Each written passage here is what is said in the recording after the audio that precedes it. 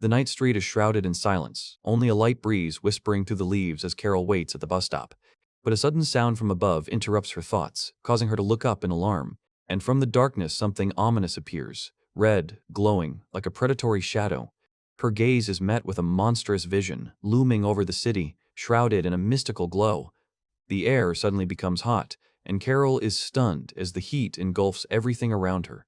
A terrifying sight unfolds before her, the fiery face of a demon, woven from flame. The sky explodes with a flash, and echoes of screams echo across the night city. Elsewhere, the innocent Lu Xiaoyu seems completely oblivious to the impending threat, focused on drinking tea, until a sudden but gentle hand interrupts her occupation, reminding her of someone's presence. It's Lu Shu, and he's chiding Little Demon, asking why she can't leave his medicine alone and whether she's really that hungry. But Lu Xiaoyu stands her ground, swearing that she only took a small sip, which makes Lu Shu displeased. The elder brother is adamant, insisting that Little Demon apologize to Aunt Lin immediately. Lu Xiaoyu, in turn, artistically declares that hunger has robbed her of all her strength, and Lu Shu has to drag her along with him. Lu Shu sighs, not understanding where she got such a brutal appetite because just recently they had carrots. He proudly displays a basket of carrots, assuring that these root vegetables are real ginseng and are very filling. And then he teases her, comparing her to dried carrots, which causes a storm of indignation in Lu Xiaoyu. Tired of arguing, Lu Shu asks her what she really wants. Little Demon immediately perks up, confessing her passion for instant noodles and hoping that her dream will come true by New Year's. But Lu Shu only frowned, considering her wishes too unrealistic. Frustrated, Lu Xiaoyu, unwilling to give in, proposes a deal, noodles in exchange for his small walnut. Lu Shu is adamant, trying to explain that this object is not a simple nut, but is dear to him as a memory of the orphanage. But Little Demon takes this as a personal insult, her cry of despair echoing. Lu Shu was shocked by this reaction, his gaze questioning and full of distrust. Finally, giving in to her pressure, Lu Shu agrees to buy her what she so desires. Her face lights up with childish, genuine joy, anticipation of an imminent delicacy. And then, with the same spontaneity, she declares a new desire. Now she wants stewed beef.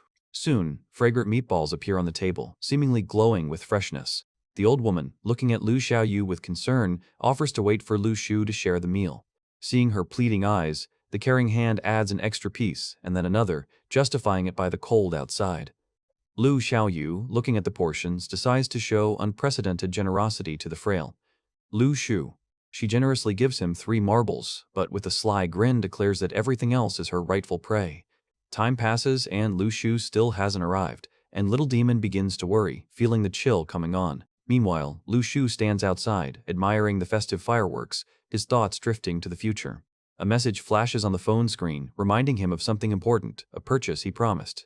He dreams of one day giving Xiaoyu a real, unforgettable fireworks display, brighter than all these lights.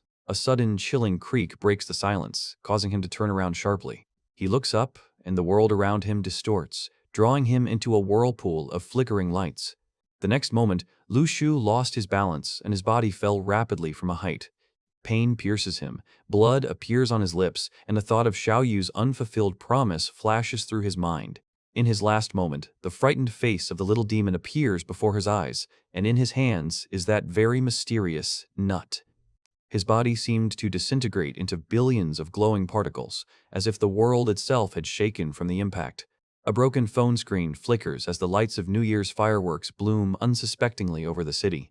Amidst the festive bustle, a message from Lu Xiaoyu appears on his phone screen, her impatient question hanging in the void. She sent a photo of the fireworks, hoping to share the joy, but in response there was only silence, full of anxiety. But wait, that's Lu Shu. The very same protagonist who, by all the rules of the genre, should have died. His story, it seemed, hadn't really begun yet, but it was on this new year that everything turned upside down. Something clicked inside, as if an invisible mechanism had been launched, changing fate. And here he is, the main culprit, a huge truck, and on the asphalt, covered in blood, the silhouette of Lu Shu is barely visible. Even the truck driver, getting out of the cab, muttered to himself, "What a lousy day," looking at the mangled car. After all, standing in front of him, alive and well, was the one he had just hit, and the driver, shocked, could only exclaim, "A ghost." But Lu Shu staggered forward, demanding compensation as the terrified driver sped away. He looked at his bloody hands, at the wounds that seemed not to be there, but he didn't feel any pain. What the hell? Why haven't I died? And why don't I feel pain? These questions echoed in his head, demanding answers. Bloody footprints in the fresh snow left behind an ominous trail, evidence of the inexplicable. At this moment, Lu Xiaoyu appears, beaming and innocent, announcing that Auntie Ling has prepared some meatballs. But then her gaze falls on him, and in the reflection of her wide-open eyes, a shocking truth flashes. Lu Shu stood before her, wounded and bloody, not at all the one she expected to see at the door. Her small voice, full of fear, breaks the silence. "What happened to you?" He answers, as if detached, "I was hit by a car. I'm okay, but the car isn't." Lu Xiaoyu, still not understanding the scale of what happened, asks about the blood, the size of the car, and, most importantly, whether they will be able to pay for it. "The money I'd been saving for our trip to the festival went towards paying for it," he admits, his voice sounding too calm. Little Demon, feeling cheated, cast a reproachful glance. "Lu Shu, do you really think I'm a child?" A slight smile suddenly appeared on his face. "I was joking! The accident happened to other people, I was just helping them," he reassures, trying to allay her concerns. But Little Demon doesn't believe a single word, and Lu Shu only casually says that he needs to take a shower, leaving her confused and angry. Having plunged under the streams of water, Lu Shu tries to wash away not only the dirt, but also the heaviness of the past day, and perhaps something more. Drops slide across his skin, mixing with the steam that envelops the bathroom like a haze of oblivion. He looks up at his reflection, and the thought flashes through his mind. It seems like nothing has changed. But something makes him look more closely at his own hand, as if looking for signs invisible to the naked eye. And now, on his palm, as if coming to life, a mysterious glowing pattern appears, appearing under the skin. Lu Shu's eyes widen in surprise as a shimmering holographic screen appears out of thin air in front of him. "I knew it wasn't that simple," flashes through his mind as he sees the strange, negative emotion glasses and list of options on the screen. There's a mixture of surprise and apprehension in his gaze. Did I really wake up with superpowers, like in those news stories? And then his gaze falls on the balance, which, as if by magic, grows before his eyes, causing him to burst into wild delight. God is good to me. Have I really received the ability to automatically create money? Lucky stars flash in his eyes as he realizes the potential of his new power, dreaming of paying for Lu Xiaoyu's tuition and providing for her for life. Full of anticipation, Lu Shu reached out to the screen. Let's look at the income list. The list reveals the nature of his income, negative emotion points from Lu Xiaoyu and others, but Lu Shu is puzzled. What are these points? Where's the money? His brows furrowed in an attempt to connect names with faces. Zhang Donglei, the shopkeeper, and Zhang Jin, the truck driver. At that moment, he, as if having an epiphany, asks Lu Xiaoyu to make noodles, and immediately realizes if Xiaoyu also generates negative emotion points. "Lu Shu, you changed," she exclaims as a new entry appears on the screen, plus 166 points from Lu Xiaoyu. He guesses, does ridicule really turn into negative emotion points? Is it possible to remove them? As if in response, the screen flashes, withdrew, and the balance instantly increases to 867. Overjoyed, Lu Shu shouts into the void, "Give me my money, money, money." He can't believe this luck and resolutely clicks on the screen to check. Is this really true? His gaze is intense, a mixture of distrust and anticipation reflected in his eyes. A glowing ball materializes in his hand, and he wonders, should he risk releasing this power? The red glow pulsates in his palm like a living heart, and thoughts are spinning in Lu Shu's head. He decides it won't kill him, but there's still a slight worry. Suddenly, his body is engulfed in a searing heat. The forces inside him rage, causing unbearable pain. After this violent transformation, he realizes that the changes are affecting his body and meridians. At this moment, Lu Xiaoyu's voice is heard, reminding about the cooling noodles, and the system records another 99 points. Lu Shu quickly finishes his business, and a wooden tub of water waits for him forlornly in the bathroom. Coming out of the water, he decides that his little demoness has been waiting too long, and it's better to deal with her later. With a loud, "Coming!" Lu Shu hurries to the table, leaving behind an overturned tub. He sits down at the table with a satisfied smile and praises Lu Xiaoyu for the noodles she cooked. But Little Demon is embarrassed, denying his culinary talents and claiming that Lu Shu cooks better. However, Lu Xiaoyu takes this with hostility, angrily declaring that he has no right to call her snowman ugly. Winter has enveloped the world in its fluffy blanket, bringing with it the silence and innocence of the first snow. Among this snow-white beauty, two snowmen, as if alive, watched the world around them. Against this idyllic scene, Lu Shu, with a smile, points out the snowmen to Lu Xiaoyu, noticing their uncanny resemblance to them. There is more than just a joke in his gaze, but a light, subtle reflection on the connection. Suddenly, he asks Little Demon about her dreams for the future, what she wants to do when she grows up. Lu Xiaoyu, beaming with delight, declares without a shadow of a doubt that her calling is to create Tangulu, leaving her brother slightly perplexed. Lu Shu jokes with relief that although she doesn't aspire to be an artist, his words only fuel the flames of childish indignation within her, earning him points for negative emotions. With a deafening cry, Little Demon rushes in pursuit of his brother, leaving behind only quickly melting footprints in the snow. But the idyll is abruptly interrupted when an ominous scarlet flame flares up in the sky, tearing apart the veil of the peaceful evening. A fiery arrow whistles through the air, rushing towards the tranquil rooftop, carrying with it a threat. A second, no less destructive force, marked with the ancient symbol of the earth, flies towards it from the unknown. A hand, full of determination, reaches out to the flaming celestial body, as if trying to tame it or take the blow.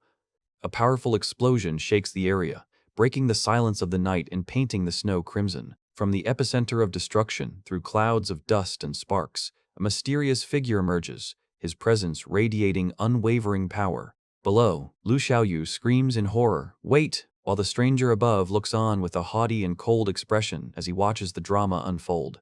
A short but commanding command escapes his lips, "Stop running," each word containing a hidden threat. His eyes flash with a chilling, piercing light, behind which lies an unknown strength and ruthless determination.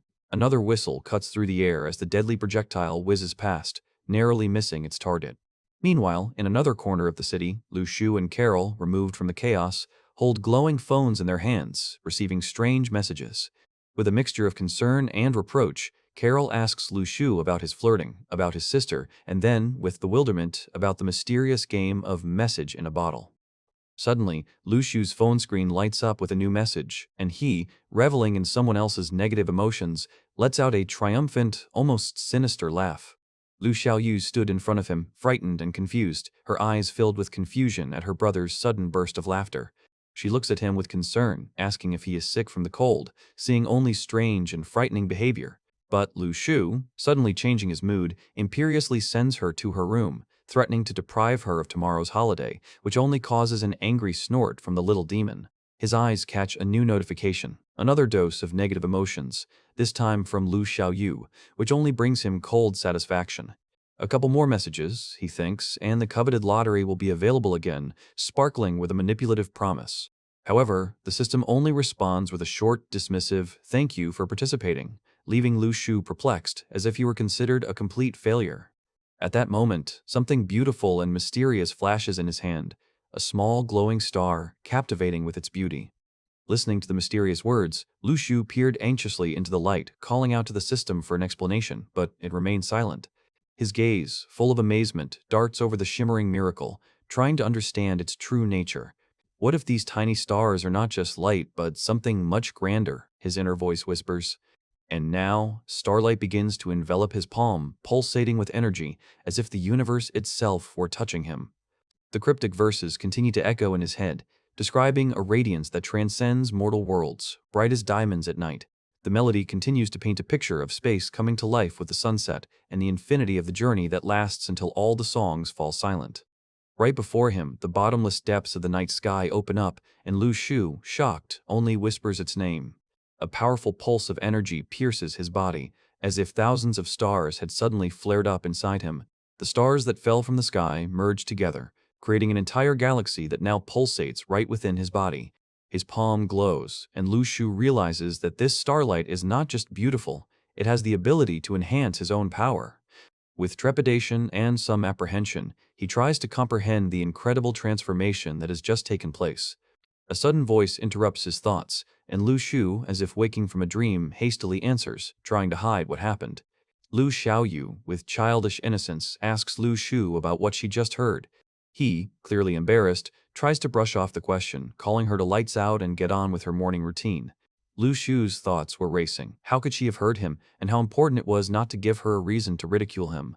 His gaze turns to the night sky, where the crescent moon shimmers, and his mind returns to the star atlas and the promised legendary techniques. A new day dawns, filled with the bustle and vibrant colors of a street festival, where red lanterns sway in the gentle breeze. Lu Xiaoyu, without ceasing, praises his singing and even offers him a treat as a reward. But Lu Shu continues to stubbornly deny the obvious. Desperately trying to change the subject, he points to the actors rushing to the show, but Lu Xiaoyu only looks at him skeptically, not looking up from her sweetness. She understands his ruse perfectly well, realizing how ridiculously he is trying to distract her attention. Pretending that nothing is happening, Lu Shu only persuades her to have more food, wanting to find peace for at least a minute. In the crowd of spectators watching the stage in fascination, Lu Shu feels out of place. Suddenly, something catches his attention, and a look of genuine surprise appears on his face. Meanwhile, Lu Xiaoyu, being too small for such a crowd, begins to be capricious that she cannot see anything. On stage, magic unfolds. The actor, with a smug smile, demonstrates the fiery power in his hands. The fire shoots up into the sky in a powerful whirlwind, causing the crowd to roar with delight as they rejoice at what they see. But for Lu Shu, this is more than just a performance. He feels a familiar surge of energy in his chest, like an echo of his own strength. He is amazed to realize that the actor can be as awakened as he is. At this moment, Lu Xiaoyu interrupted him again, calling out urgently. Upset that she missed all the fun, she demands that Lu Shu take her backstage. Behind the scenes, under a sky painted in the crimson tones of sunset, only tents and fading echoes of magic are visible. A sudden crash breaks the peace, wooden boxes fall, and something emitting a mysterious glow rolls out of them. And in the midst of this chaos, from behind the falling boxes, a man with fiery hair appears, his gaze full of sudden alarm. But before the glow had time to dissipate, a dull thud was heard. Someone's determined steps were approaching the scene of the incident. And now a fiery whirlwind engulfs him, turning fear into rage as he prepares to fight back against the invisible enemy. Explosive flames erupt, meeting the advancing shadows in business suits, and the arena turns into a battlefield. But the agents don't retreat. Bullets cut through the air, aiming at his blazing defense, forcing him to jump back. Carol, with cold determination in her eyes, aims straight at the heart of the fire, her pistol promising an inevitable end. One well-aimed shot and the flames go out, leaving only a wounded man prostrate at Carol's feet. At this moment, Luwyu's innocent voice cuts through the tension, demanding an explanation from the ruthless agents. The agents exchange silent glances, their true motives hidden behind dark glasses. Lu Shu hugs the frightened Littto demon tightly, protecting her from this sudden cruelty. Carol's voice is dry as she explains the violations of the rules and the investigation, but something about her words doesn't add up. Lu Shu, with false politeness, thanks the agents, but an inner voice screams distrust of their words. Masterfully feigning dissimulation, he apologizes for troubling him, hiding his true fear and suspicion behind a beaming smile. After leaving, the agents begin a conversation, acknowledging the lack of the expected energy flow from their victim. An order is heard, return him immediately, since the catch turned out to be empty, and Carol immediately obeys. Meanwhile, Lus Chu and Luxia2 walk away, holding hands, into the night, bathed in the soft light of oriental lanterns. But disturbing thoughts do not leave Lusu. Who were these people in black, and how are they connected to the world of the awakened? The Litttle demon, sensing his uneasiness, asks if they are really so different from others. Lu Shu agrees, and there is a foreshadowing in his voice. The world is full of those who surpass them in strength. And the little demon, with determination in his wide-open eyes, declares, then they must become even stronger. As these words are said, someone's hand adjusts his collar, as if preparing for a new challenge, and the world around them, as if in response, explodes with lights, foreshadowing new upheavals. Carol, meanwhile, is confused on the phone, not understanding why the opponents let the witness go so easily. Lu Shu consoles the little demon, promising his protection in this unpredictable world. But the peace is short-lived. New faces appear on the stage, and one of them, with a wide smile, tries to make an acquaintance. However, Lu Shu is not so simple. His gaze is piercing, and he asks a question that leaves his interlocutor at a loss. The bewilderment on the stranger's face only confirms Lusu's suspicions. Lushu repeats his question, making his new acquaintance feel awkward. The tension mounts, and it seems like a simple greeting is turning into an interrogation. After a moment of confusion, he answers hesitantly, trying to defuse the situation. But his interlocutor is still full of questions, especially about Lu Shu's composure and their recent adventures. Lusu becomes lost in thought, realizing that there is something more behind all these events. A little demon discovers strange news about a recent festival online, drawing attention. Liu Shu's gaze sharpens as he begins to realize the true scale of what is happening. Frozen by what he saw on the phone screen, Liu Shu realizes that the mysterious figures in black were nearby all this time, and it becomes clear their target was the one who wielded the power of flame. The little demon, noticing the photographs, asks Liu Shu with a touch of pity about his classmates. Liu Shu sadly admits that his absence is due to lack of funds, to which the little demon nobly offers his company. Liu Shu, with a touch of irony, brushes off her offer, but Litt Mon does not give up. At this moment, Liu Shu, looking straight at us, understands that before him is only the beginning of a long and dangerous path. Lu Shu enjoys reading the messages, each of which brings him new points of negative emotions, like a treasure. Even the slightest offense from classmate Ji Wei is another coveted point in his piggy bank. But suddenly, like an echo of his thoughts, a question arises. Is this Ji Wei really that sensitive? Meanwhile, somewhere in the distance, a guy with silver hair suddenly sneezes, feeling a strange chill. He looks around, feeling an inexplicable cold and a strange calm in the air, as if before a storm. And now, your gaze falls on the phone screen, where the reason for this anxiety is about to be revealed. A powerful image on display announces the arrival of Neet Ying, a figure whose appearance has the potential to change the world. The sky above Lu Shu's house quietly twinkled with stars, as if unaware of the growing tension. But Lu Shu is already immersed in his own plans, thinking about how to spend the accumulated points on the mysterious starfruit. With a determined glint in his eyes, he acquires the artifact, which pulses with a warm, golden light in his palms. Feeling an influx of unknown energy, he ponders the nature of this fruit, something edible, healthy, nothing less. With a slight grin, he casts aside his doubts and decides to try this mysterious fruit.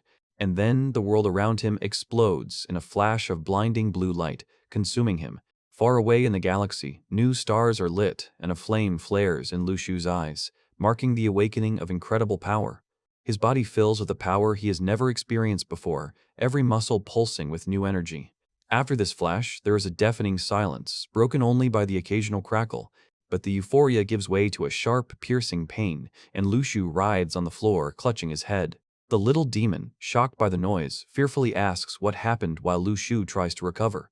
Lu Shu, covering his mistake with a naive smile, tries to calm her down, but the Litt Mon does not so easily believe his excuses. And while the little demon tries to understand what she heard, Lu Shu realizes that the path to power is thorny and full of surprises. But her persistence knew no bounds when something completely incredible unfolded outside the window. Lu Shu, keeping his cool, tried to convince her of the futility of curiosity, since it was already dark and dangerous outside. But her desperate cry of, "See for yourself," did not give him peace, forcing him to turn around. Lu Shu's skeptical gaze nevertheless turned to the window, where he expected to see only childish imaginations. However, what he found there exceeded all his expectations. Below, on the snow, lay a man who seemed to have fallen straight from the sky, causing Lu Shu to breathe out a curse. A sudden sense of danger and bewilderment pierced him. The stranger who mysteriously appeared out of nowhere raised only one question. Who is he? The cold evening air enveloped them as they stood looking at the lifeless body. The Little demon, not losing hope, asks if they should save this stranger. Lu Shu, practical to the core, suggests calling for help but is worried about the expense, already anticipating the negative emotions of others as his own benefit. And then it turns out that the whole drama was just a cunning game. The stranger, apparently, was pretending to have lost consciousness. Lu Shu quickly realizes that this is not just a man, but one of those supermen from the news, and his pretense means only one thing: deception. The question hung in the air: what to do with the uninvited guest? Lu Shu decides to remove him from sight to avoid unnecessary explanations and receives a fair amount of negative emotions for this. The little demon, naively offering water, still could not believe the trick. Lu Shu, cynically offering to feed the stranger snow instead of water, reflects on the loss of naivety in the world, and his system is replenished once again. Meanwhile, the victim begins to make sounds, trying to evoke sympathy and beg for help. But Lu Shu abruptly cuts off his pretense, demonstratively refusing to help. He holds him back, demanding that he not move, and another wave of someone else's despair brings him a generous harvest of points. Exhausted and exposed, the stranger is forced to change tactics, asking at least to help him up. Lu Shu does not give in to the pleas, ordering the stranger to stay put. The stranger is horrified by the madness of his situation, feeling trapped. Finally, Liang Che's negative emotions reach their peak and he bursts into flames, feeling a burning pain. Lu Shu, engulfed in flames and excitement with a mad grin, shouts at Lu Xiaoyu to run before it's too late.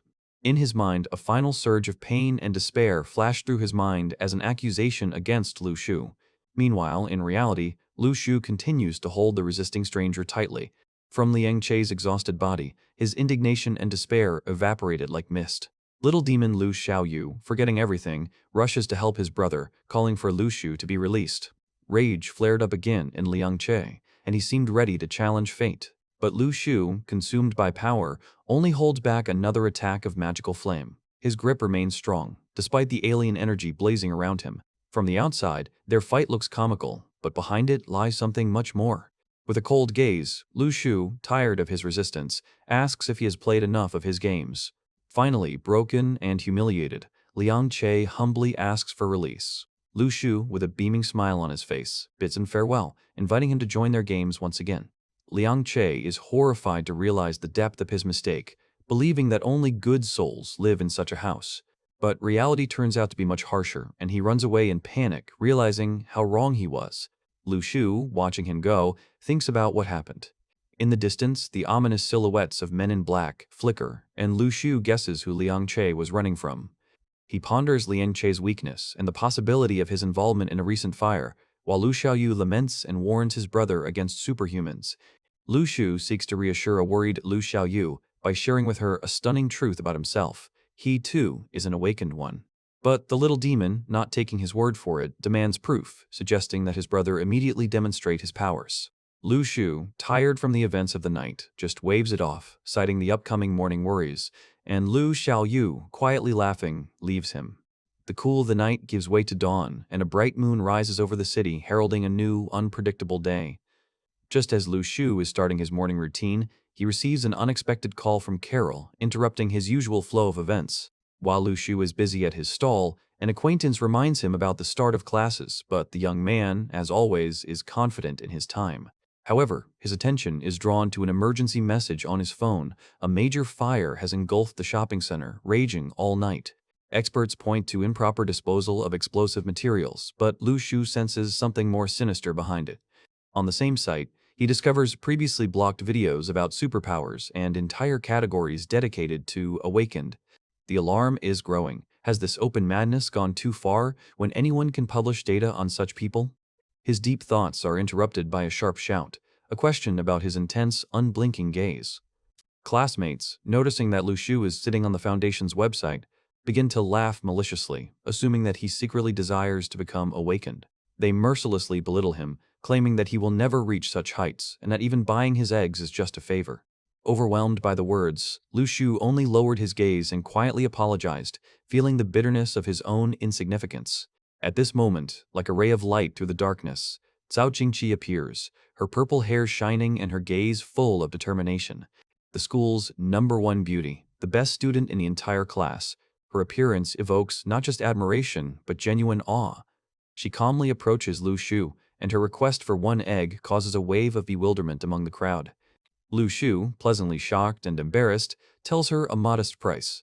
As she places the coins, a soft yet distinct glow emanates from her hand, revealing hidden power. And at that moment, looking into her piercing eyes, Lu Shu realized before him stands not just a beauty, but a true awakened one. A question flashed through Lu Shu's mind. Would Carol, this awakened one, be able to sense his own still hidden power? But no, she couldn't. The world around her returned to its usual course when Lu Shu found himself next to Cao Qingqi and the young Lu Xiaoyu, known as Little Demon, in an ordinary school cafeteria. Their leisurely morning is interrupted by a lively classmate, Lu Li, with his usual carefree greeting to Cao Qingqi. Lu Shu, always reserved and considerate, immediately stops him, reminding him of the unpaid bill, his gaze piercing. An irritated Lu Li throws a bill on the counter, indifferently brushing aside the change, a typical display of his character. While little demon Lu Xiaoyu merely watches, Lu Shu is lost in thought about the growing number of awakened ones in the world, their appearance becoming more frequent. This realization pushes him to determination. He needs to speed up his training and find more rare fruits to increase his power. Excitement flashes in his eyes. He needs to collect more negative emotions because this is an inexhaustible source for his development. With a sly smile, Lu Shu assures himself that he will not be too cruel in his methods, although his true intentions remain unclear. Meanwhile, the school classroom is in turmoil, an exam is approaching, and everyone is trying to get the best place. Among this crowd, Cao Chenqi sits calmly, her pink aura and gentle smile radiating purity, like cherry blossom petals falling all around. When Lu Shu approaches, she casually asks about his desire to become awakened and his chosen power. He responds to her with serious words about freedom and justice, and Cao Chenqi, admiring his intelligence, only giggles, acknowledging his leadership in the class.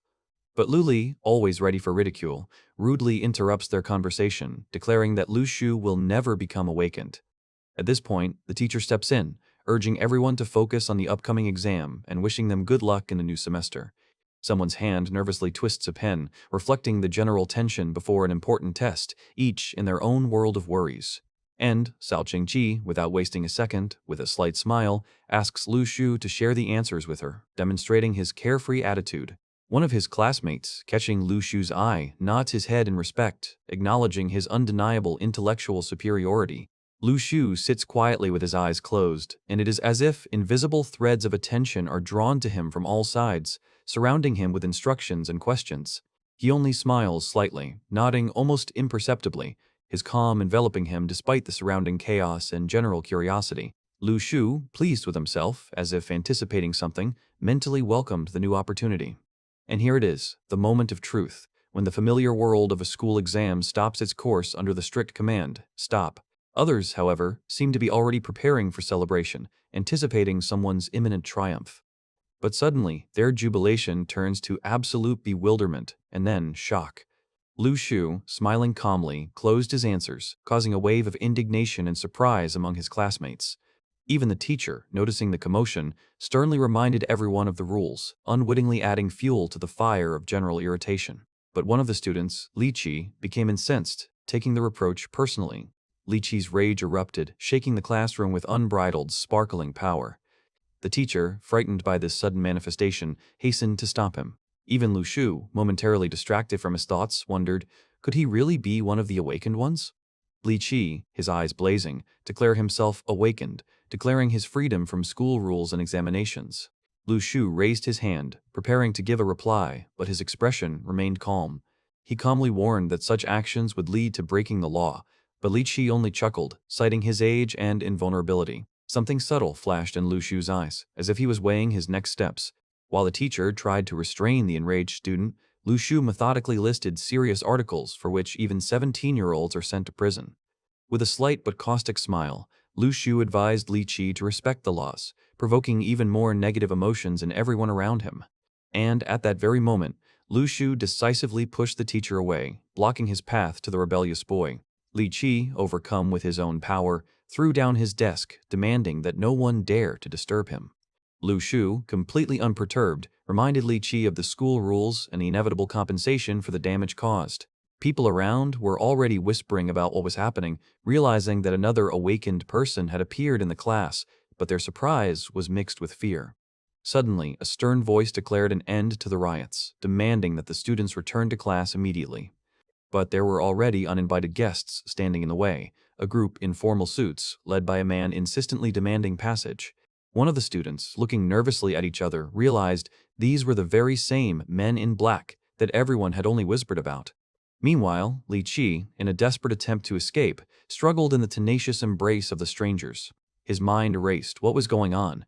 Why were his powers useless against these seemingly ordinary people? Without explaining the reasons, the men in black took away not only Li Qi, but also other students whose names were known only to them. Among the onlookers, one guy, intrigued by what was happening, suddenly remembered the rumors on the internet, the era of the awakened, which he had dreamed about so much. Lu Shu, in turn, watched what was happening with a sharp gaze. His inner strength seemed to begin to pulsate. Carol stood nearby, her eyes filled with a vague anxiety, as if sensing impending change. Could it really be that sudden? Flashed through the mind of one of the students as reality surpassed all his wildest fantasies. On the backs of these mysterious figures was an ancient symbol, the sign of earth or receptivity, hinting at their true nature. The school soon returned to its outward calm, but the atmosphere in the classrooms was filled with tension and bewilderment. At that moment, people in white coats entered the classroom, signaling that the normal school day had ended. Lu Shu inwardly cursed his increased strength after the miracle fruit, knowing that the upcoming blood test would reveal his secret. The teacher began calling out the students, and every name he called echoed with fear in Lu Shu's heart. The solution came naturally. Feigning illness, he asked permission to leave the class. The teacher, although he looked displeased, still let him go, not suspecting his true motives. However, right in the corridor, a masked figure was waiting for him, offering to speed up the examination process. Panic was growing. Lu Shu felt that he could no longer hold his ground, that his mask was about to fly off. A syringe flashed in the stranger's hands, and his voice sounded frighteningly calm, promising that everything would be over in a couple of seconds. At this critical moment, Lu Xiaoyu frantically searched for a way out, even considering fainting as a salvation. But the simulation turned into reality. The growing horror overwhelmed her for real. With a loud thud, she collapsed onto the desk, plunging into the saving darkness as Lu Shu watched helplessly. But even losing consciousness did not give her any respite. The stranger's strong grip stopped her fall.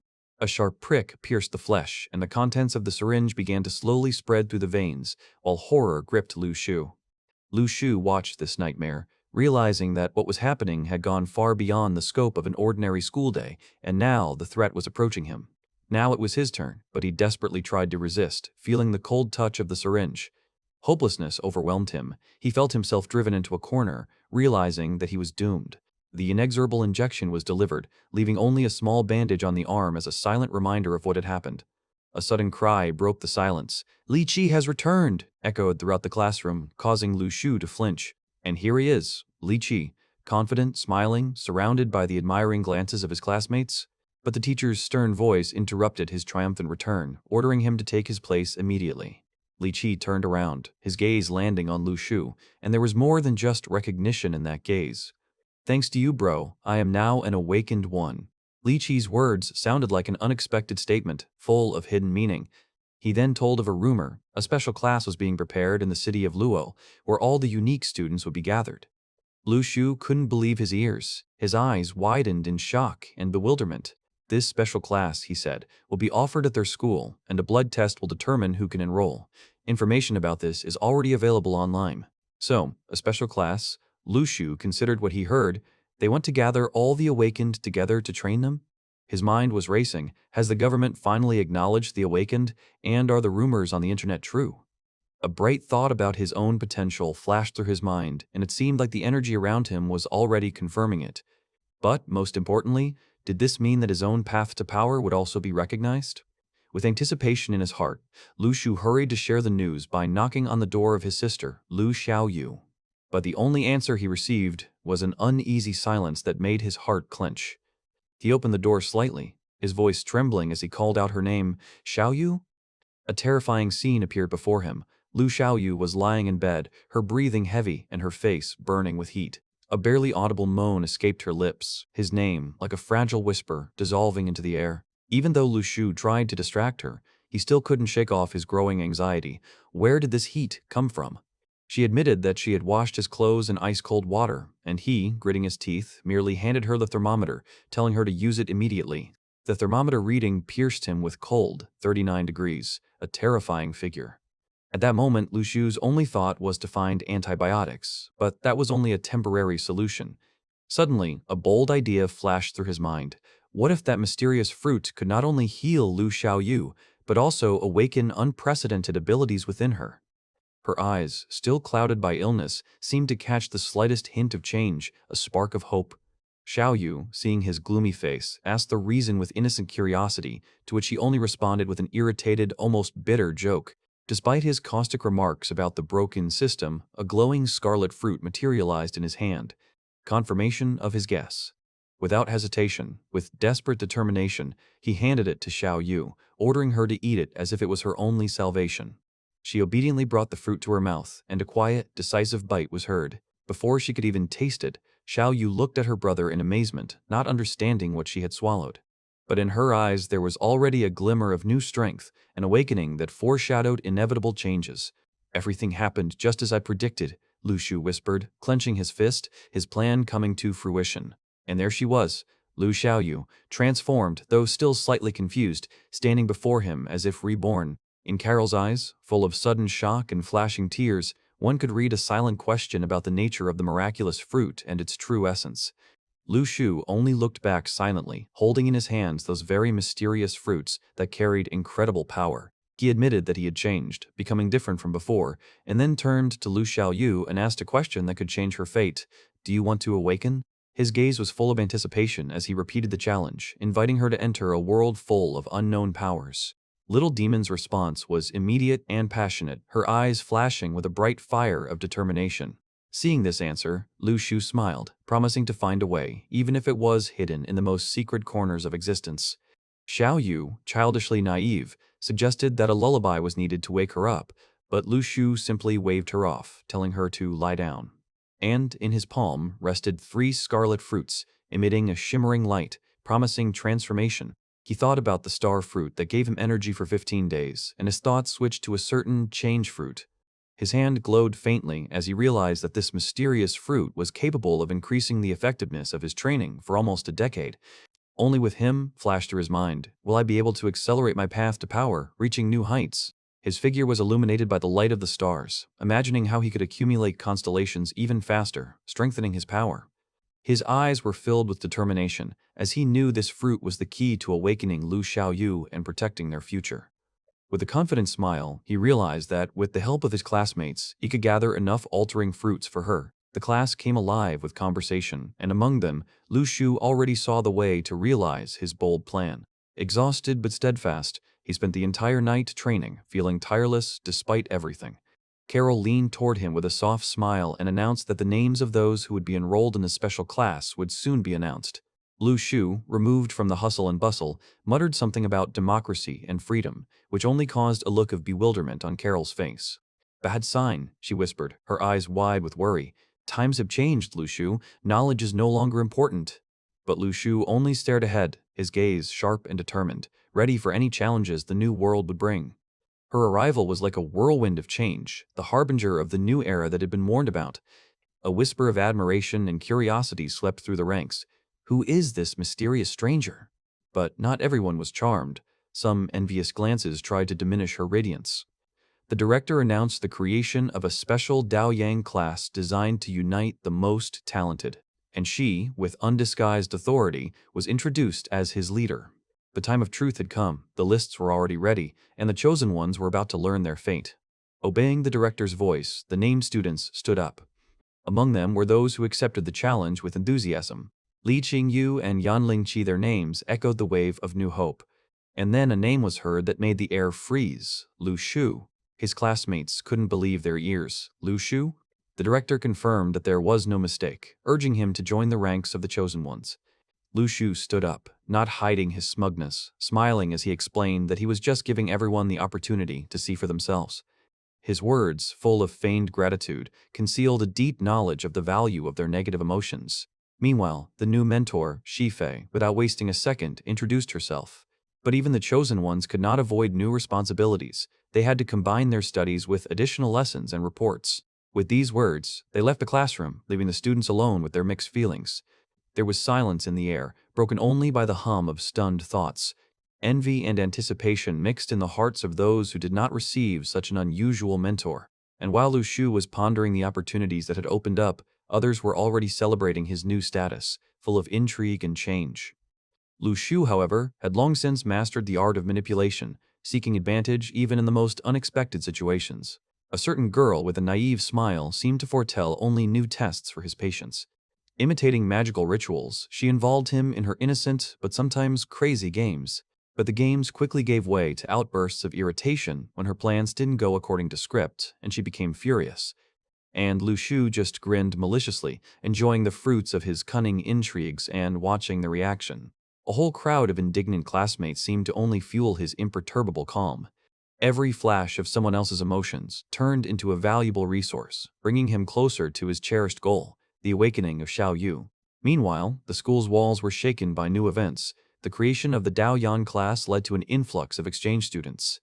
The news about the newcomers quickly spread through the corridors, causing genuine excitement among the students. And then, among them, Carol appeared, her appearance lighting up the class like a ray of light. Reserved and a little withdrawn, she seemed like a mystery that attracted everyone's attention. Her eyes, the color of the clear sky, held many untold stories. But for Lu Shu, this was not just a foreigner. Her presence gave him an unexpected feeling of déjà vu. Without looking away, she quietly asked the teacher if she could take a seat next to Lu Shu. This place, however, was already occupied, and the girl sitting there could hardly contain her growing indignation. Not noticing the hidden tension, the teacher hastily resolved the situation, assuming that the girl was voluntarily giving up her seat.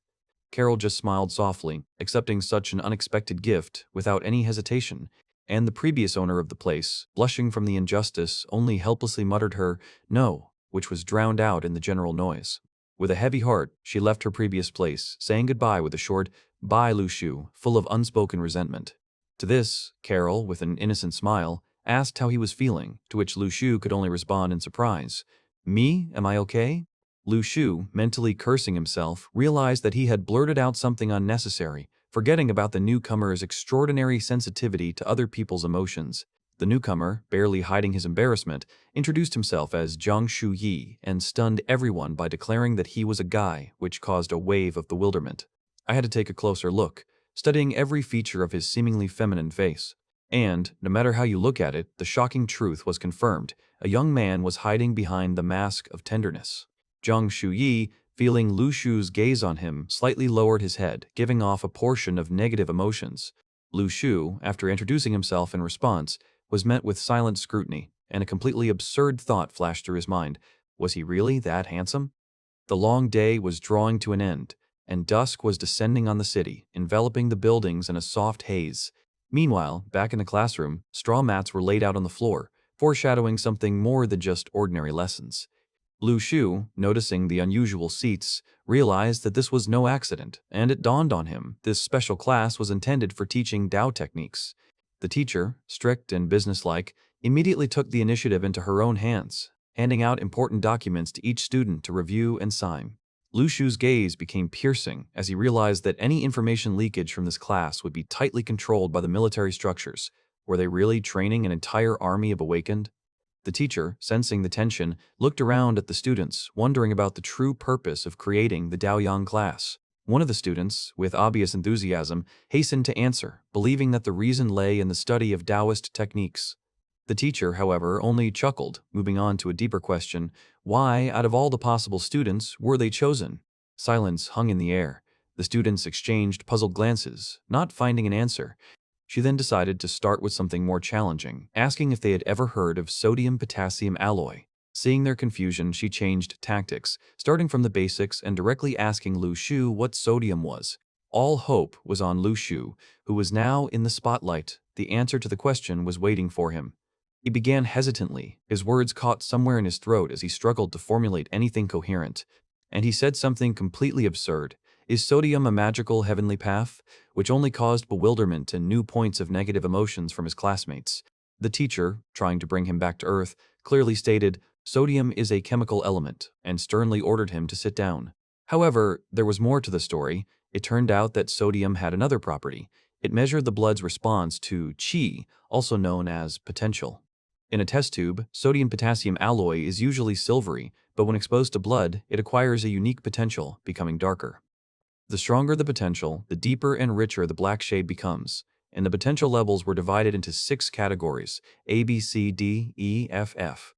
Of course, potential alone is not enough. You need an unbending willpower, and if someone is not ready, it is better for him to leave.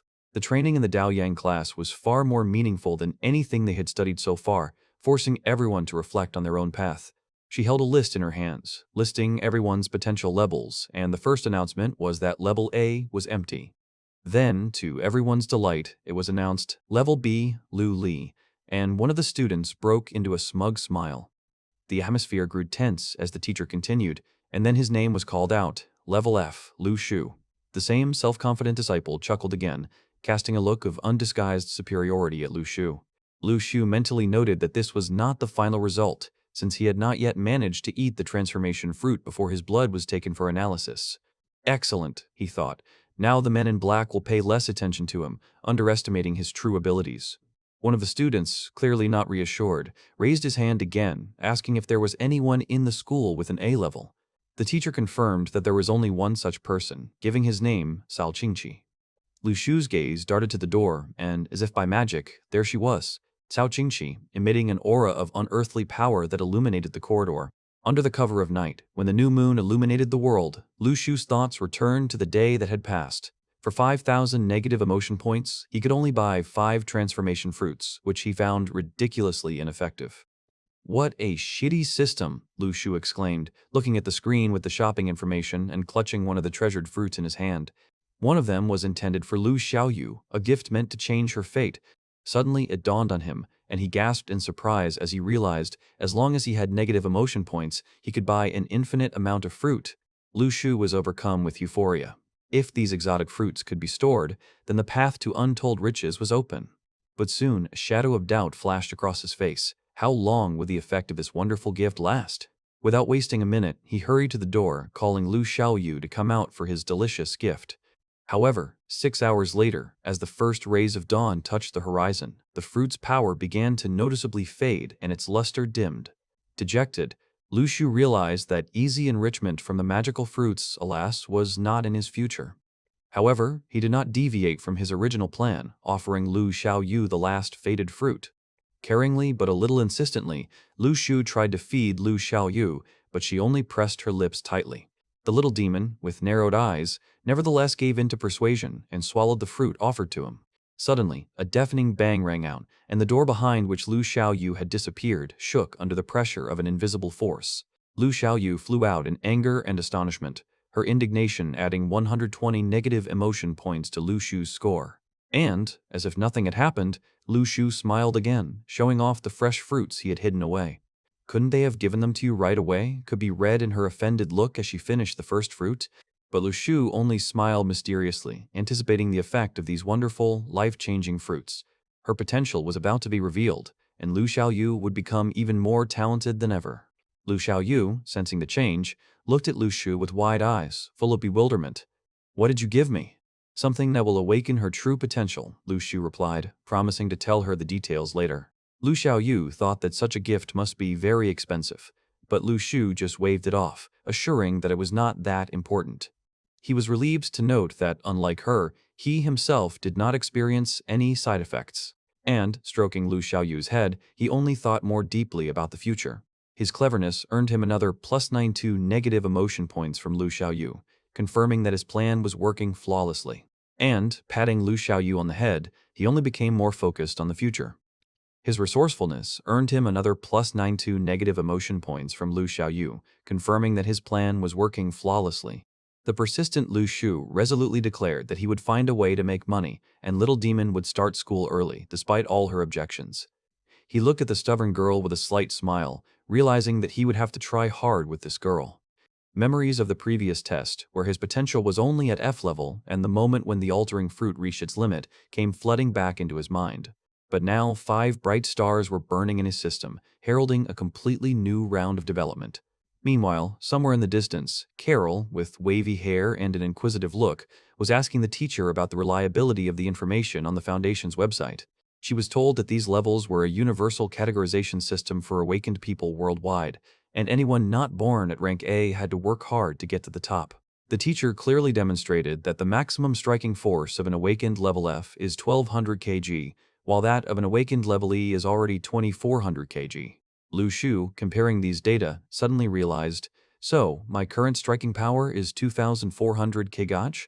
The excitement grew, as this meant that he had already reached E rank, and perhaps even D rank, and could now discover his true potential. He reasoned that after the disappearance of the changing fruit, new, even more powerful and useful rewards should appear in the lottery. His heart was pounding wildly, and in his head there was only one thought: just not thank you for participating, just not this disappointment again. The tension reached its breaking point when the system began to choose his prize. And so, under the rays of light, the result fell to the ground, something small, brown and nondescript. Lu Shu carefully touched the find, trying to determine what it was. Slippery flashed through his head, causing slight bewilderment. The screen read, "Good tofu," but Lu Shu looked at the 3 pieces on the skewer with undisguised disgust. He fell to the ground, unable to believe his eyes. What the hell? Stinky tofu? System, sober up, you're not a roadside stall, he shouted in impotent rage at this mocking prize. Little Demon, Lu Xiaoyu, retreated a few steps, her face twisted in disgust, and a foul cloud hung around her.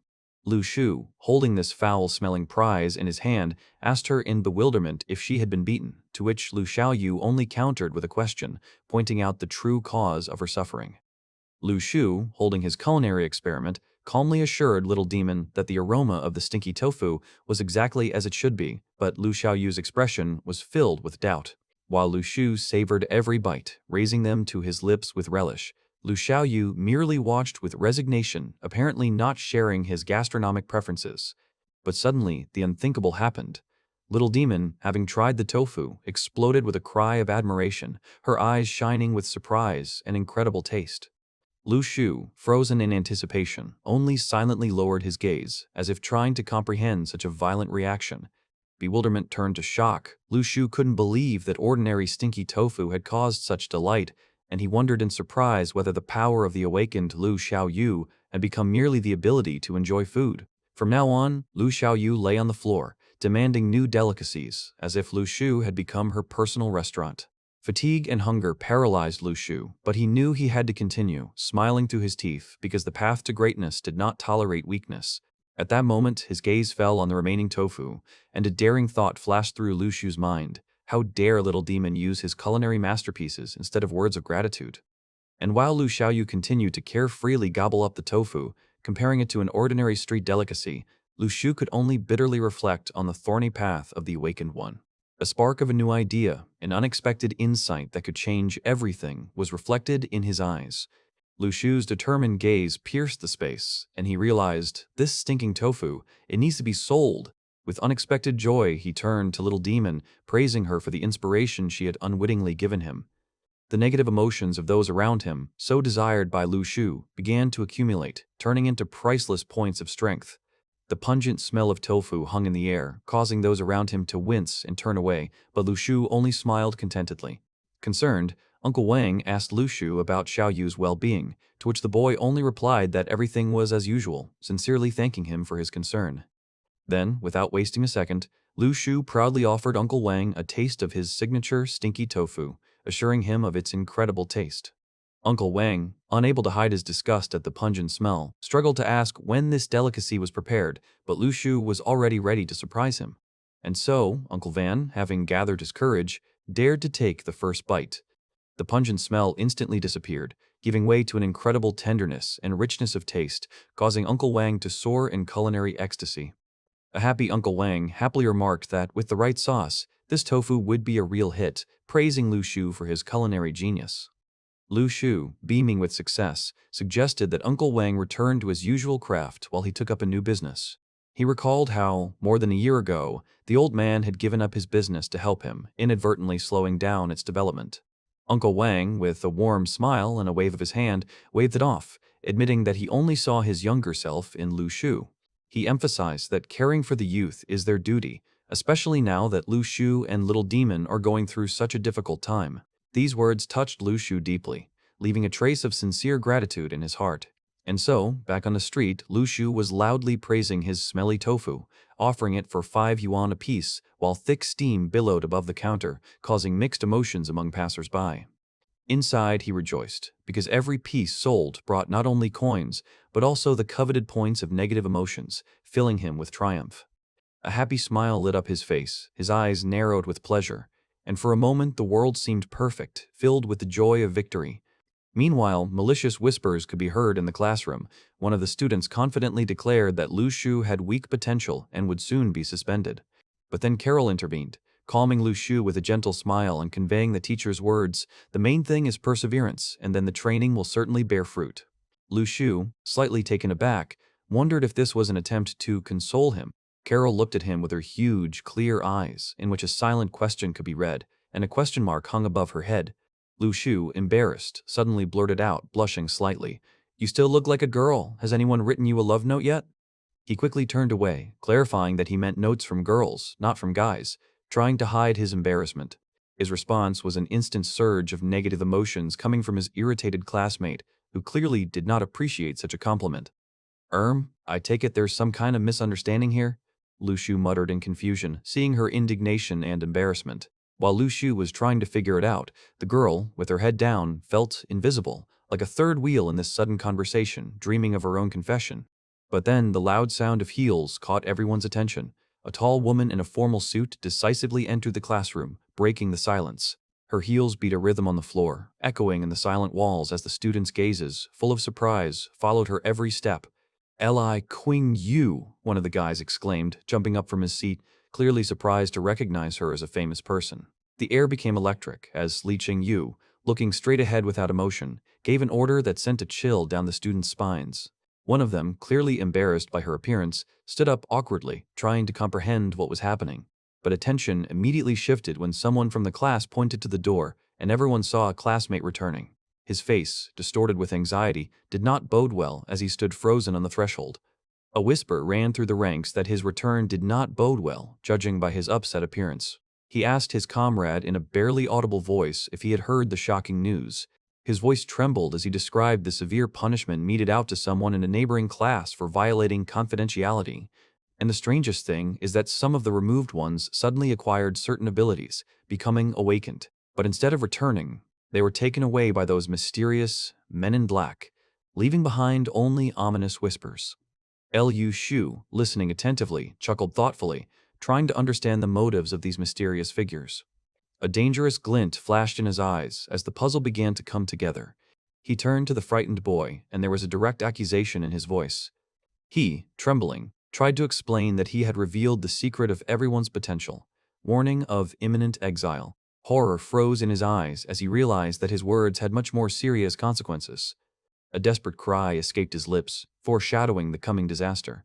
But Lu Shu only grinned, as if enjoying the panic, and ominously repeated the words about the secret being revealed and the expulsion. The boy was overcome with pure horror as he desperately muttered denials, plunging into the abyss of despair. In a panic, he tried to shut him up, assuring him that everything he said was a lie, but his voice broke into hysterical crying. In an instant, unable to withstand the pressure, the boy rushed out of the classroom, leaving behind only worried glances. Lucu merely raised an eyebrow thoughtfully, and a barely noticeable smirk could be seen on his face, as if he silently concluded there was some truth to these rumors. The reproaches were not long in coming. One of the students, unable to bear the injustice, issued an angry challenge, while someone in the chat continued to mock. But Lu Shu, looking at the phone screen, only grinned. A deep understanding of the true motives was visible in his eyes. For him, every outburst of someone else's anger or indignation turned into a valuable resource, like manna from heaven, bringing him closer to great success. Meanwhile, a crimson sunset spread over the city, marking the arrival of evening and the beginning of a special lesson in the Daoyang class. The young teacher, whose stern but tired gaze slid over the rows, began her speech, addressing the students.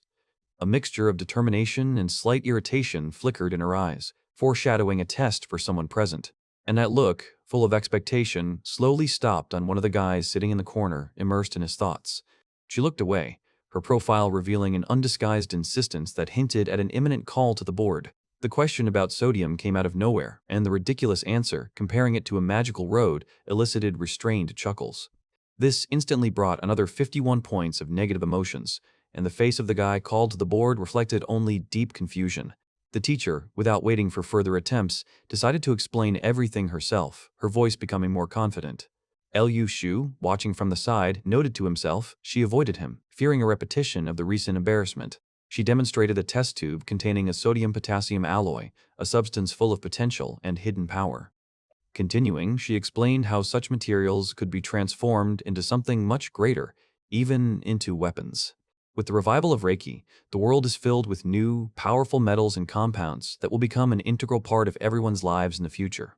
These materials, although not comparable to artifacts thanks to the possibility of mass production, would give everyone the chance to acquire a personal weapon. Lu Shu wondered if his unique gift was capable of creating such items. But at the same time, a strange premonition of the unreliability of his system did not leave him, causing disturbing images. Meanwhile, the night had fully come into its own, strewing the sky above the school with millions of stars, under the glow of the new moon. And somewhere in the distance, under the shelter of the roofs, another, more mundane plan was already in the air, selling tofu. Lu Shu's thoughts were constantly racing through his mind, painting pictures of successful sales and future entertainment with Little Demon. The prospect made his eyes light up, and a silent question sounded in his head about the scale of possible success. But the reality, alas, was much more prosaic. His lottery continued to give out only stinky tofu, causing frustration. A stubborn determination broke through the disappointment. This time, he silently repeated, everything will be different. And then the world around flashed with a blinding light, a new object, a new discovery, a harbinger of change. He reached out to the shining gift of fate with delight, not noticing Lu Xiaoyu's worried voice. Little Demon froze, her wide eyes reflecting the light and incomprehension of what was happening. Suddenly, as if by magic, a glow engulfed Lu Xiaoyu herself, signaling an abnormal condition. Her eyes widened even more as waves of energy enveloped her from head to toe. Lu Shu, realizing the seriousness of the situation, extended his hand, trying to reach the changed girl. Panic grew, and Lu Xiaoyu demanded an explanation with a sharp cry, her voice trembling. Lu Shu hastened to reassure her, assuring her that what was happening did not pose a threat. I'm not worried, she countered. I've just never seen glowing papers before. Don't panic, Lu Shu said, and suggested that she check if there were any abnormal changes in her body. Xiaoyu closed her eyes, turning inward to focus on the strange sensations. In my chest, she whispered, a star has appeared. No, there are 7 of them. Mysterious, luminous entities swirled around her, so unusual and attractive. They're creating something that looks like a black hole, Xiaoyu said, amazed by the scene before her. At that moment, Lu Shu handed her a golden fruit, promising her unprecedented sensations. With a slight smile, Lu Shu believed that this mysterious fruit would definitely help her. The little demon, anticipating magic, exclaimed joyfully upon seeing the mysterious fruit. But instead of the expected effect, the fruit flared and began to dissipate into golden light emanating directly from her hands. Confusion and anxiety washed over Lu Xiaoyu as the fruit seemed to completely ignore her, simply dissolving into thin air. Lu Shu, watching what was happening, felt how the strange energy from the fruit began to affect him, causing bewilderment. Little Demon watched in amazement as steam began to pour out of Lu Shu's head as if it was overheating. Irritation distorted Lu Shu's features. An invisible force was playing with his expectations. Little Demon, maddened by disappointment, vented her anger on Lu Shu, who only realized with annoyance that her body, for some inexplicable reason, was rejecting the starfruits. Lu Shu, realizing his helplessness in this situation, felt growing disappointment. Undeterred, Lu Xiaoyu literally forced Lu Shu to eat what was left of the fruit, demanding that he continue training. It was strange. Lu Shu, lost in thought, asked Little Demon what exactly was required of her stars, hinting at the possibility of singing. In response, Little Demon only asked in bewilderment why she suddenly needed to sing something, not understanding his logic. Although Lu Shu acknowledged that she was now also an awakened one, he still chose to retreat to seclusion to reflect on what had happened. Lying in the darkness, Lu Shu was lost in his thoughts, trying to solve the riddle. While Little Demon slept peacefully, raising her levels, Lu Shu couldn't understand why her system was so different, requiring no rituals. A determined fire flashed in his eyes. He could not allow this little fish to surpass him. The night enveloped Lu Shu in twinkling stars, but his mind was restless. Under the cover of the starry sky, Lu Shu vowed that it would be that night that he would light his 6th star. The moon, shining with an extraordinary light, generously showered the world with streams of cosmic energy. Heavenly streams poured down upon the city, transforming its ordinary reality into a fairy tale vision.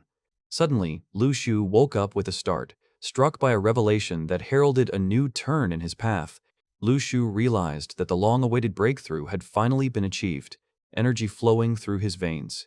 He rejoiced as he felt the immense power of the cosmos pulsating in his chest. It was a true triumph.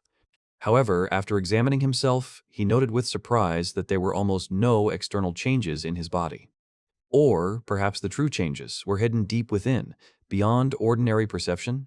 With an involuntary feeling of apprehension, Lu Shu reached out and carefully ran the sharp blade across his skin.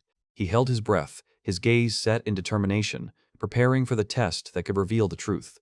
Come on, show your power, he mentally ordered, concentrating all his will. And then, in a burst of desperate hope, he released a stream of energy, directing it into his own palm.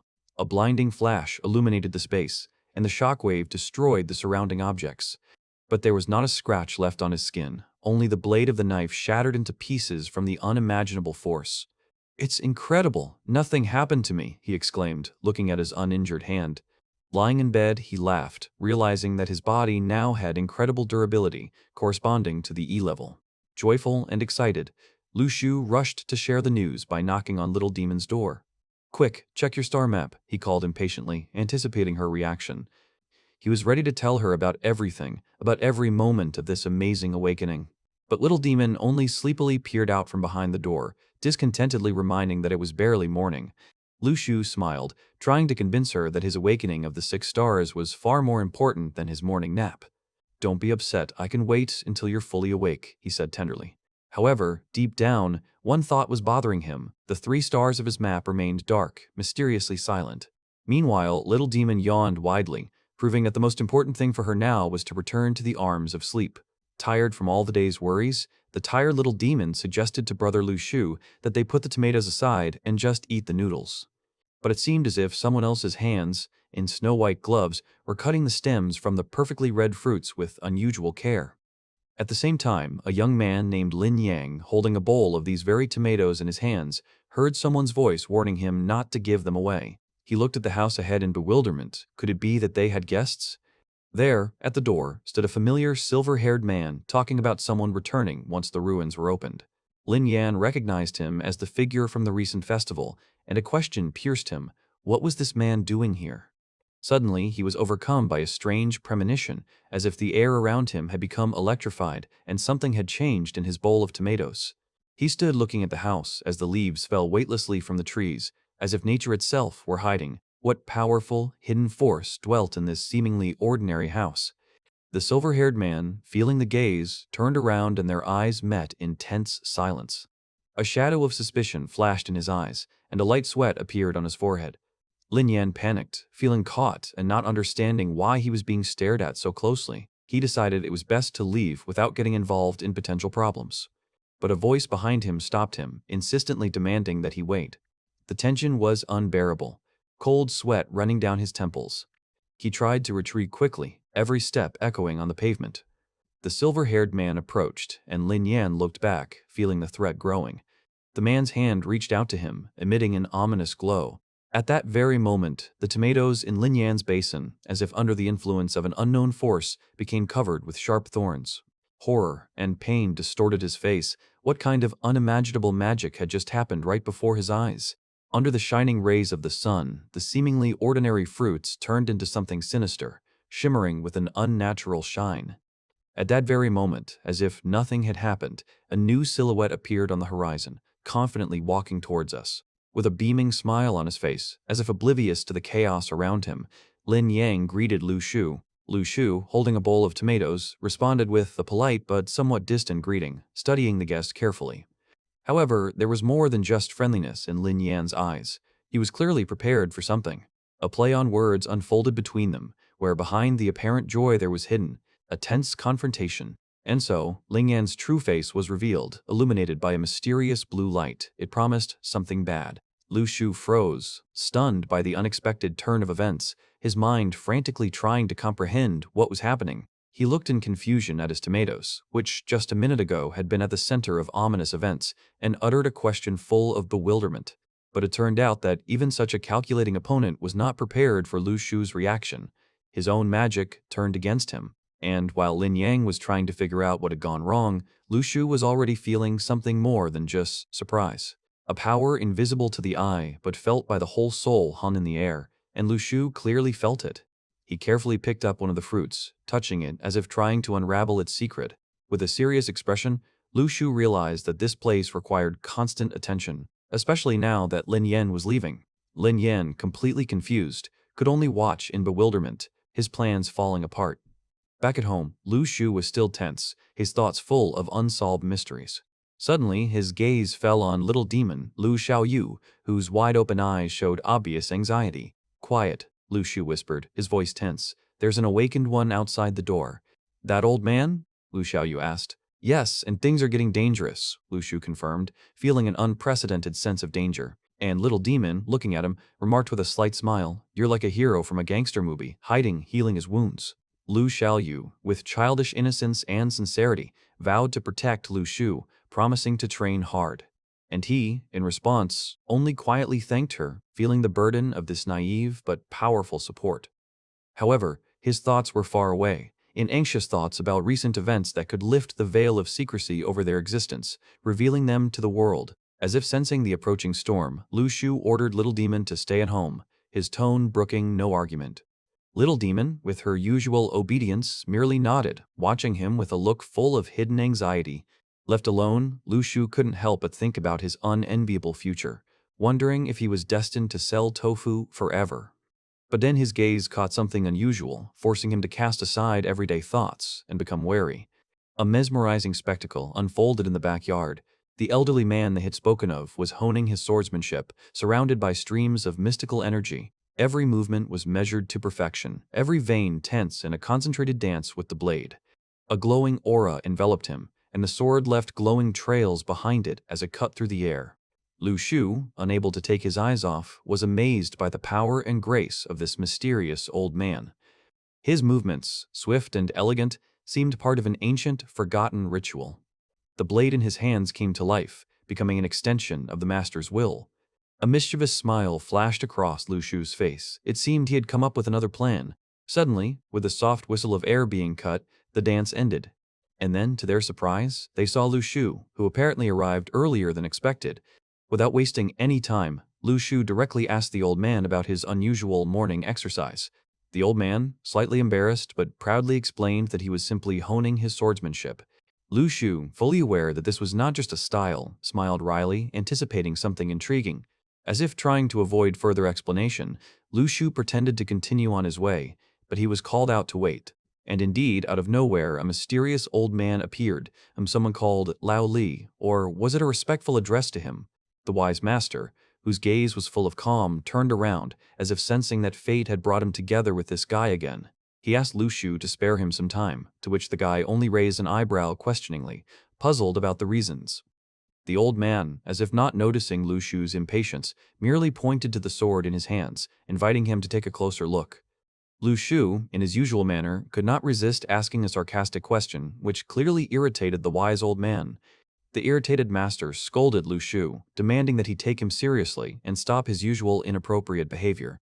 The old man began to explain that this sword was capable of simplifying many things in the world, but its power, the energy of rivers and mountains, could also return back to nature. Lu Shu's expression gradually showed interest.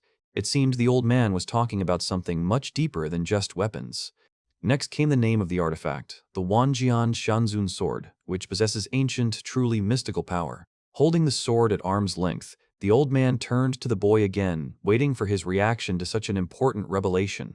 And then the main question was asked, a question that could change a lot. Do you want to learn this art? Lu Shu froze, realizing the seriousness of the proposal, and his face showed something like shock and confusion. He tried to find the words, but the flow of thoughts and the anticipation of something great prevented him from concentrating. But before Lu Shu could respond, the master suddenly flared up in anger, as if the boy had once again irritated him with something. Without waiting for further comment, Lu Shu hastened to retreat, saying a rather impolite, "Bye." The shocked elder could not believe such audacity, complaining that modern people do not value true knowledge at all. But behind all this righteous anger lurked a deep sadness. He had too little time left to find a worthy heir. He could not allow the ancient technology to disappear, and he was determined that the heir must be found at all costs. The woman standing next to him decided to interrupt his thoughts, quietly offering to become his student if such an opportunity presented itself. And Lu Shu, already walking away along the sun-drenched street, suddenly thought that this day, for some reason, reminded him of that very mysterious night. Lu Shu seemed to still feel the echoes of someone else's discontent, strangely clinging to him even from a distance. Invisible points of negative emotions continued to pour into his pocket, confirming that the day had brought more than just sunny warmth. The change of scenery in the school cafeteria brought only the usual bustle and noise, as if the world around continued to revolve according to its own rules. But Lu Shu had already calculated his profit. 3,000 points of negative emotions was a good catch for one day. He silently devoured his lunch, his gaze lost somewhere outside the window, in the bright rays of the midday sun. Every crumb seemed to be given with difficulty. Thoughts of the difficult path fell like a heavy burden on the shoulders. Because otherwise, everything he built could crumble to dust, and he understood this perfectly well. A classmate suddenly appeared and broke his solitude, smiling and announcing something incredible and exciting. Lu Shu leaned over his phone screen, and his friend's words about the re-uploaded video and the unprecedented opportunity intrigued him. A viral video flashed on the screen, an awakened foreigner who was now promoting a football team, showing off his power. Lu Shu seemed to only notice the fatness of the video's hero, while his friend continued enthusiastically describing the prospects. After all, as it turns out, the awakened have become a real magnet for large companies, and such opportunities don't come around often. Lu Shu looked up from his meal, his gaze full of confusion. What does all this mean to them? The friend, beaming with ambition, declared his desire to move mountains and his company's readiness to invest in this new, promising business. And then a direct question was asked: would Lu Shu like to join them and search for the awakened ones? The friend's gaze was penetrating, and his words were sharp. He knew very well about Lu Shu's modest life and the lack of any support for him. And then he said a name that might make a difference. Do you know Liang Jinju? Lu Shu, surrounded by an aura of incomprehension, shook his head. The unfamiliar name meant nothing to him. Lu Shu seemed unable to hide either his surprise or a hint of sarcasm as he looked at the fountain of unwavering optimism emanating from his friend. But a moment later, when the system dispassionately notified of Li's new negative points, Lu Shu's face distorted. "You!" he blurted out, full of suppressed irritation. A loud P.A. broke the silence as his companion's careless gesture nearly knocked over the tray of food, pushing Lu Shu's patience to its limits. "There's simply nothing more to talk about with you," my friend blurted out, turning away, his words full of resentment, but also a kind of naive self-righteousness. While Lu Shu watched with a slight grin, his friend exclaimed in his heart, reproaching the other for his inability to make friends, and only waved it off. "Oh, come on, don't worry about it." But a look of sadness flashed across Li's face, and he looked down, muttering in response that he was doing just fine alone. Meanwhile, the world outside the house was plunged into the serene coolness of the evening, foreshadowing new, completely different concerns. Inside, on the table, there were rows of golden, bud-like, exotic fruits or sweets, and someone's hand reached out for one of them. It was Lu Shu's friend who, with his eyes closed, enjoyed the extraordinary taste, forgetting all the recent grievances. But little demon Lu Xiaoyu puffed out her cheeks and crossed her arms, showing her displeasure with all her appearance, letting out an angry, "Don't look, you won't be able to eat it anyway," her friend said casually, while Lu Xiaoyu indignantly asked where he got so many of these exotic fruits. Lu Shu only smiled slyly as he watched the exchange, and little demon, catching his gaze, only frowned deeper. And then a system flashed in Lu Shu's head, displaying a seething vortex of dark phantoms, personifying the negative emotion glasses. "Haha, these puppets always give me negative emotion points," Lu Shu said sarcastically, watching his friend gobble up the treat with exaggerated pleasure. "KKK, something's drying," came from a friend who, scratching his head, was about to go out, promising to watch a cartoon later.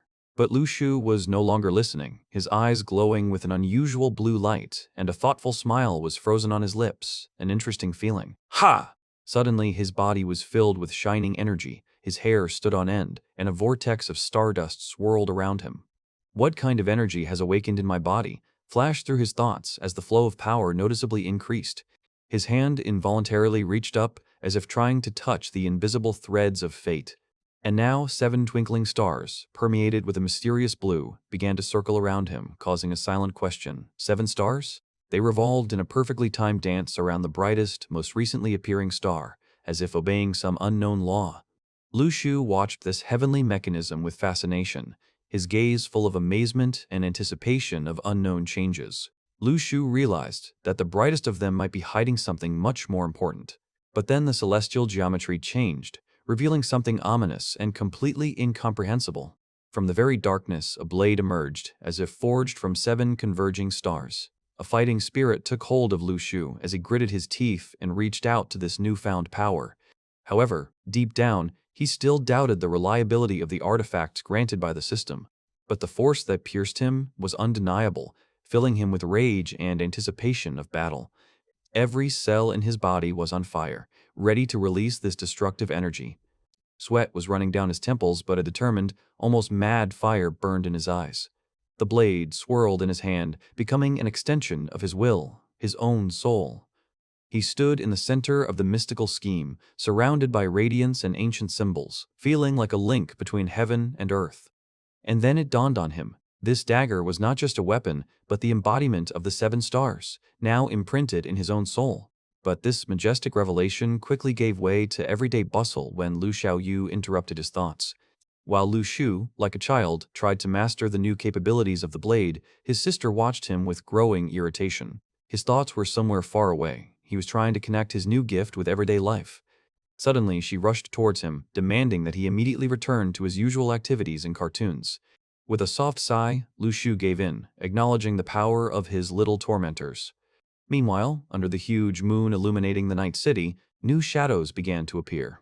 Invisible to the naked eye, they glided across the rooftops, harbingers of impending danger. Their silent procession was interrupted by an alarm signal. Someone had been spotted. A cold calm reigned in their ranks, but the anticipation of the hunt was evident in every movement. They state that the figure in front is an ordinary civilian and does not pose a threat. The silent order was accepted without hesitation, but on the worried woman's face there was a shadow of unknown fear. Shadows glided swiftly over the night city, like predators sensing their prey. Their leader gave a clear, unanswerable order, no movement without his word. While she stood, as if in a daze, near the house, shrouded in a shimmering glow. Inside, the elderly man seemed to be enjoying the silence, lulled by his measured reading. But there was a premonition in his eyes, as if he was waiting for something, saying, "The time has come." And suddenly, right in front of her, a flame burst into flames, revealing a hooded figure. From behind the wall, Lu Shu's worried cries and Lu Xiaoyu's frightened whispers were heard. Lu Shu, feeling an unprecedented surge of energy, tensed up, his gaze darting towards the window. The alien's strength was impossible to ignore. He emanated a power beyond ordinary understanding. The woman, looking at the mysterious figure, whispered a familiar name, Li Yang. Lu Xiaoyu, peeking curiously from behind Lu Shu, wanted to see what was happening at all costs. And the stranger, with eyes burning like coals, radiated a dangerous calm. Suddenly, a look of fear appeared on Lu Shu's face. Their presence had been noticed. The flash of flame slowly died down, dissolving the alien into the night darkness.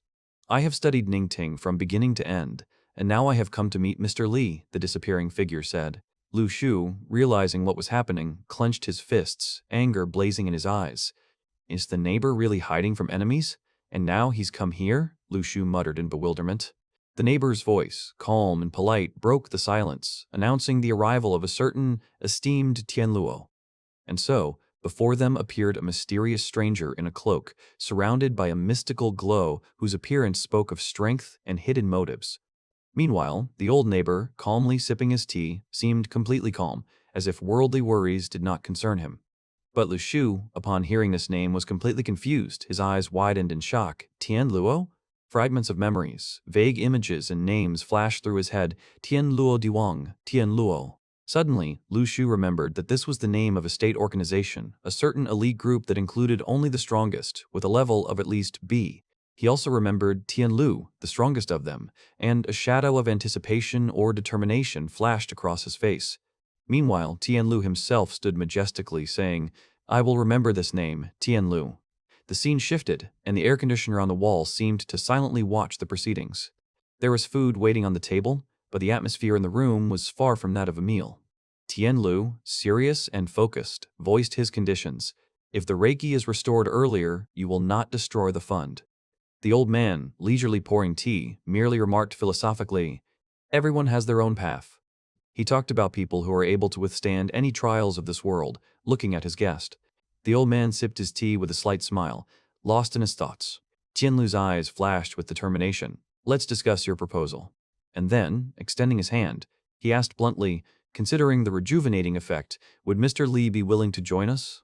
Meanwhile, Lu Xiaoyu, with her ear pressed against the wall with a cup, was straining to hear something, her brows furrowed. Standing on Lu Shu's shoulders, she whispered irritably that she couldn't hear anything, and Lu Shu only grumbled and ordered her to pay more attention.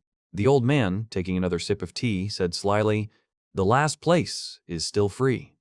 Then it dawned on Lu Shu, and the old neighbor stood up and burst into ominous laughter. Heh heh heh heh heh. Lu Shu watched in irritation as his old neighbor cleverly feigned infirmity, complaining that his appearance was deceiving. The neighbor, hiding behind a screen of humility, spoke of a desire to spend the rest of his days in peace, different from their turbulent reality.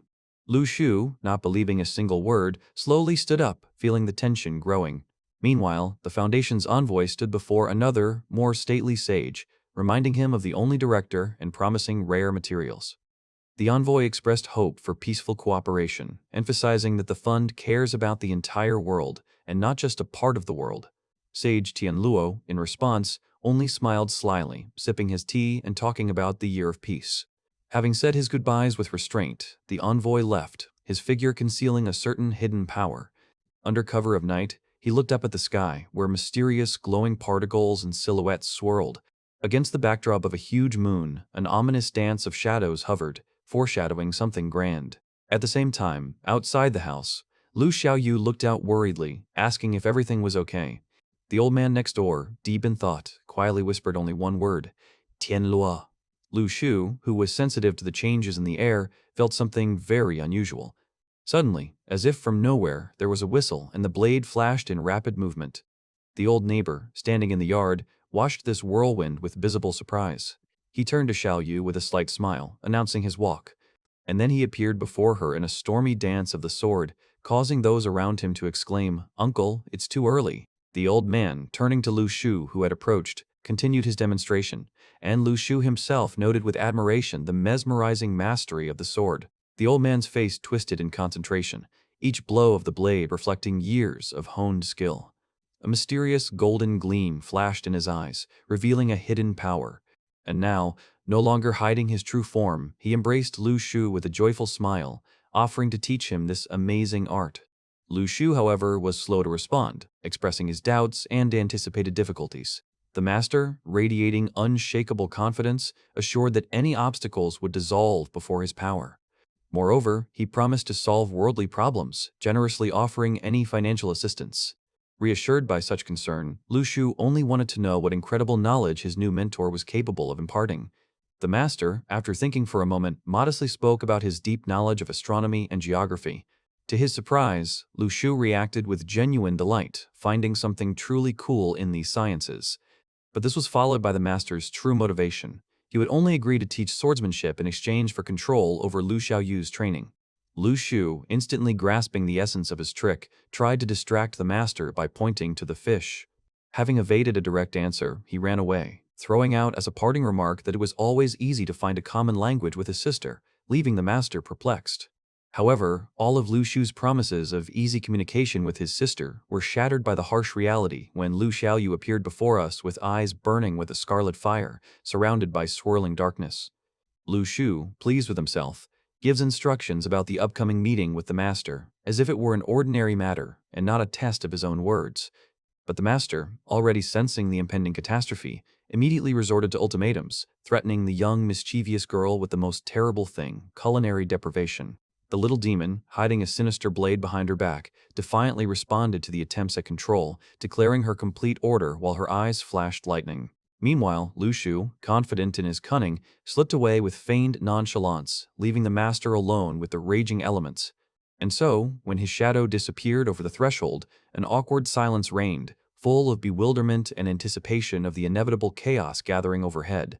The little demon, with a sharp glint in her eyes, glared at the master, and he, feeling the full power of her unpredictable nature, felt an invisible discharge pierce him. But it turned out that it was not threats, but banal hunger that became the catalyst for her awakening, and the little demon, like a predator, was preparing to devour everything in its path. The master, burdened with such an unbearable burden, mentally questioned the heavens as to how he, a B-level expert, ended up in the role of nanny for this intolerable creature. However, there was no turning back. Lu Shu's will was unyielding, and the master, gathering his last strength, announced the beginning of a difficult lesson for the little mischief maker. Thus began their joint odyssey into the world of knowledge, where every gesture of the little demon promised new trials for the tired but steadfast mentor. But before Lu Shu could become that steadfast mentor, he himself had to learn the true value of knowledge and power.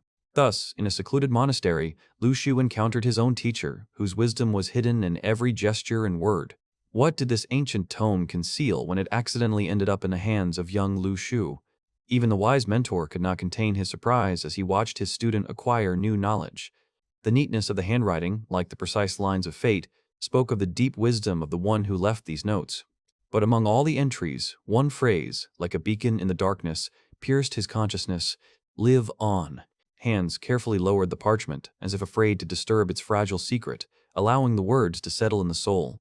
The teacher, looking into the distance, placed his deepest hopes on Lu Shu, praying that he would be worthy of the great goal. From then on, Lu Shu, turning to his teacher, waited for instructions, anticipating a new round of his training. The master, looking sternly, announced the beginning of the most difficult tests, pointing to bags with incredible weight. With a sly squint, he suggested starting with the smallest, not even suspecting the true strength of his student. But Lu Shu, who had already tied the heaviest bag to his leg, only shrugged. He accepted the challenge without hesitation. The master's distrustful gaze met with the astonishing ease with which Lu Shu handled the enormous weight. The mentor's surprise turned to admiration, as Lu Shu had already surpassed his own achievements at the start. The student's impatience provoked the old master, convincing him of the correctness of his once difficult choice. The next step in the training was the first test, which seemed simple but it contained deep meaning. The master demanded 1,000 swings of the sword, not just movements, but awareness of every muscle contraction, every particle of strength. At that moment, Lu Shu remembered his true goal, to master the art of the sword, which led him to this mentor. After all, true strength, as the master taught, is not in brute force, but in impeccable control over every movement of the body. The mentor, piercing his student with his gaze, asked a philosophical question about the very essence of true strength. The master, shrouded in a halo of shimmering energy, continued his instructions, as if peering into Lu Shu's very soul. With an unperturbed expression, he simply pointed to a simple leaf, symbolizing the peace and concentration necessary for true mastery. And at that very moment, the barely noticeable movement of his hand turned into a piercing, incredibly fast blow, cutting through the air. Lu Shu, who witnessed this miracle, could not believe his eyes. Could such a simple thing as a sword really be capable of such a thing? The old man grinned, enjoying his student's stunned reaction, and proudly hinted at his unrivaled level of proficiency. He explained that true confidence in combat is born from a deep instinct for strength, honed to perfection through years of professional practice. A light of understanding flashed in Lu Shu's eyes, and he eagerly demanded more, amazed by the blade's hidden potential. But the master was in no hurry, asking again a profound question about Lu Shu's readiness to accept the burden of great responsibility that comes with power. Lu Shu's answer was direct and unexpectedly simple. His world was limited to the well-being of only one person, his sister, Lu Xiaoyu. Surprise and a touch of amusement flashed in the mentor's eyes, as not every student so decisively refused such a burden. Lu Shu insisted on his position, declaring that his refusal to accept broad responsibility was not a momentary matter, but a principle of his entire life. He explained that he was already struggling daily for existence and did not intend to burden himself with the illusions of high ideals. The master bitterly admitted his naivety, realizing that Lu Shu's life had been too harsh to allow him the luxury of noble thoughts. With a smile full of understanding, the old man accepted his decision, but declared that their relationship as mentor and student was over. Nevertheless, he promised to continue teaching Lu Shu swordsmanship, hoping that time and the influence of those around him would gradually change his view of the world. 2 days later, the routine of ordinary life continued, but a new understanding was growing within the master. He approached Lu Xiaoyu, asking if Lu Shu had given up on his aspirations and asked for help in his daily affairs. Then, standing on a chair, he asked the same fundamental question to the now young Lu Xiaoyu, as if seeking an answer through her innocence. But she too gave the same categorical refusal. Her eyes showed weariness and a reluctance to bear someone else's burden. The master only smiled, showing that his care was evident in simple but meaningful actions, such as changing a light bulb. Little Demon was indignant, complaining about the outdated wiring and the potential danger threatening her home. She even challenged the master, reproaching him for inaction, since fixing a light bulb for such a respected person would seem to be a trifle. But the master, flushed with injustice, instead of answering, decided to check her math homework. However, Little Demon's notebook was full of blots and mistakes, like a tangled labyrinth of someone else's thoughts. The master only sighed helplessly, his face distorted in silent surprise at the intellectual chaos he saw. Little Demon, in turn, doubted his knowledge, reminding him of his boasting about geography, while simple equations baffled him. The annoyed master, trying to defend his honor, declared that he had studied at a private school before she was born, which provoked a question about his age. And here he is, in all his glory, proudly announcing his age. He is 81 years old. But Little Demon, quick-witted, instantly calculated that he was 71 years old at the time of her birth, and sarcastically asked what he had been doing for the other 60 years. The atmosphere between them became tense. Sparks flew in the air, foreshadowing an inevitable conflict. Little Demon's furious gaze spoke eloquently. Her character did not respond to any simple upbringing. The master, having gathered his courage, reminded that his long and difficult life had not been in vain. Their anger reached its peak. Words flew from their lips like lightning, igniting the battlefield around them. Suddenly, a bright flash shakes the room and the sound of an explosion is heard, leaving only fragments on the floor and shock on faces.